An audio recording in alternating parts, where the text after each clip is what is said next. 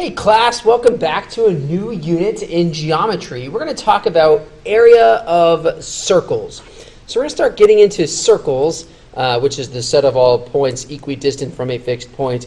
But we're going to start talking about what they are, how we can work with them, and we'll begin slowly with arcs and area of circles, and then sectors and even segments. And so we'll talk about that over the next few lessons, and let's begin with just circles and arcs. And so that's going to be the first lesson, which might be a few videos. I don't want to talk too long for each video, which, you know me, too late, can't control it. So anyway, we're going to talk about circles, and we'll begin with notes. So like I mentioned before, the circle is the set of all points equidistant from a fixed point, and circles have a lot of neat characteristics. We got to know how to identify, what the center is. That's the fixed point. We got to talk about what these central angles are, and central angles are central angles rely on radii, and so we got to talk about a radius and a diameter. And so the diameter of a circle is basically all the way across a circle through the center. Okay, so across the circle through the center, that's the diameter. And it's important to note the difference between the diameter and the radius. Now the radius is extremely important because that's the definition. The set of all points equidistant from a fixed point. So the radius remains equidistant all around the circle. And so we have to know about radius and diameter, so make sure you know that vocabulary. And then when you're looking at any two radii, which is the plural, any two radii form a central angle. Okay, so you have a central angle formed by any two radii. Now we'll end up seeing what's called concentric circles. Concenter. Okay, that means it's with the same center. Okay, so you can have what's called a concentric circles when you're dealing with circles that have the same center. Now, in circles, we have a lot of neat things that can happen. For example, the way around the circle we know as circumference. Okay, so we know circumference is the way around a circle, but what about bits and pieces of that circumference? See, now we have something called arcs. Okay, so we have bits and pieces of circles that are called arcs. So when we take the whole circumference, that's the circumference, and then you have a bit or piece of that circumference, you have an arc. Okay, and we have basically, this looks like two types of arcs, but there's a third, which is a semicircle, but whatever. So if we can imagine what an arc is, and the way, we'll start with the minor arc. The minor arc in this case is arc RS, and if you look at the way arc RS is written, that's our notation for an arc. And so the way we read arc RS, it's going from R to S. Now we will note that direction is very important. So is arc SR the same as arc RS? Yes, it's the same bit and piece of the circumference, but since we're talking about calling it RS, we're going to read it in that direction. Again, direction is quite important. So an arc RS is called something called a minor arc. Now why do we have something called a minor arc? Well, that depends on any given diameter. So let's imagine that we have from X to R through P is the diameter of the circle. Okay, let's just imagine. So now we have from basically R to X, but through S. Okay, so R to X through S is a semicircle, right? So that's half of the thing. So if I was naming it the other way. So if we have XSR, okay, if we're going to read it from this point through S all the way to R. So it begins at X, and it goes through S, and it stops at R. If X and R are on the diameter, this is called a semicircle. So the semicircle defines what is a minor arc, smaller than a semicircle. So if we have a minor arc that is smaller, smaller than a semicircle, then we also have a major arc, which is bigger than the semicircle. And so we look at this piece of vocabulary, arc STR. That means it starts at S, it goes through T, and ends at R. So I don't even see a T here. Maybe I guess that's an X. So it starts at S, it goes through the next point, we'll call it X now. So it starts at S, goes through the next point, and ends at R, that is a major arc. Okay, so it starts at S, goes through a point, ends at R. That is a major arc, bigger than a semicircle. Okay, so that might be new. Okay, so we have the circle with the center, we have a radius with a diameter, we have a central angle, we have a circumference that is all the way around, and then we have bits and pieces of that circumference, which are called arcs. We have minor arcs, and we have major arcs.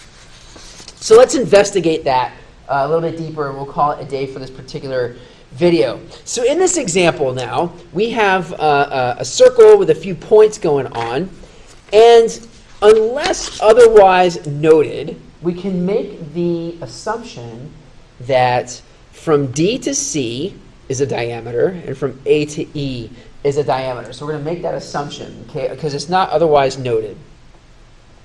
So now, let's talk about what's happening here. The first question is regarding minor arcs of circle O. And that's how we would read that. Okay, so we call that circle O, and that's the circle around the fixed point O. Okay, so it's all the points equidistant from the fixed point O.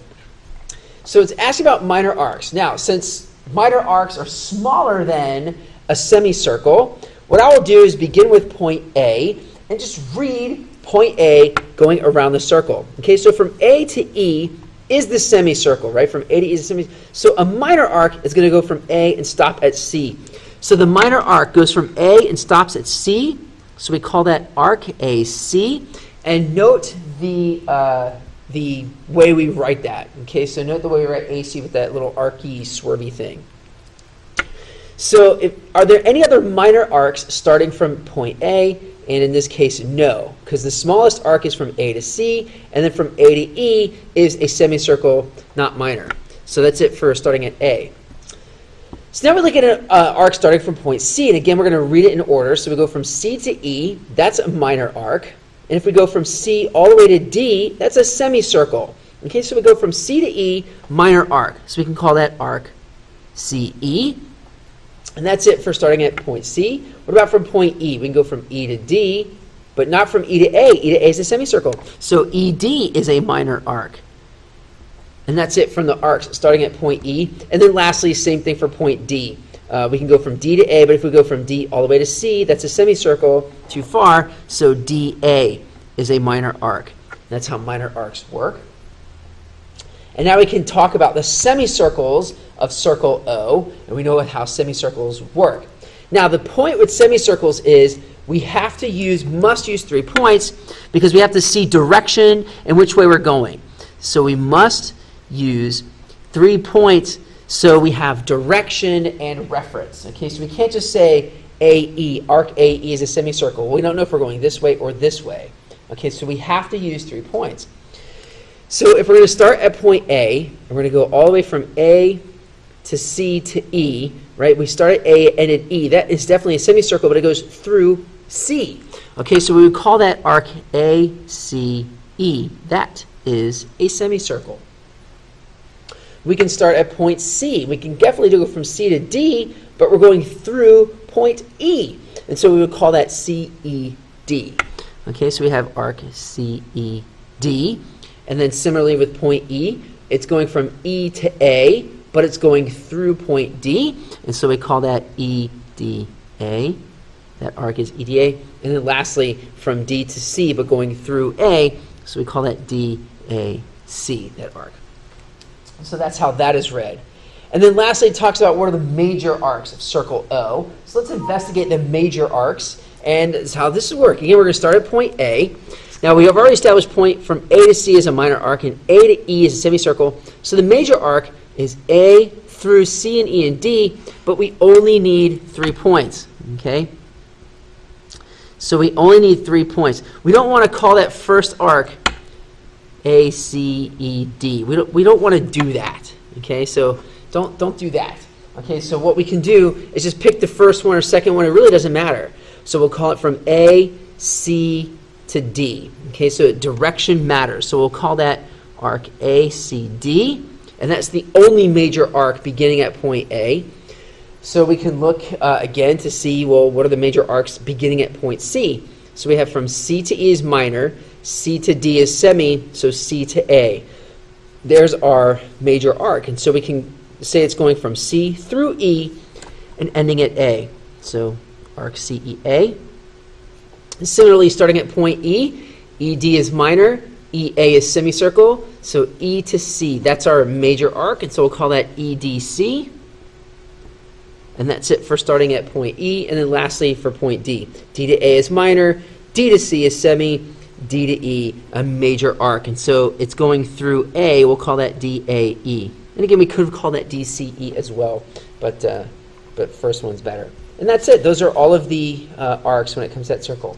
And so that's it for the video. Let's just get comfortable with talking about circles, and we'll get into circumference and all this good stuff later. But I wanted to warm you up with that.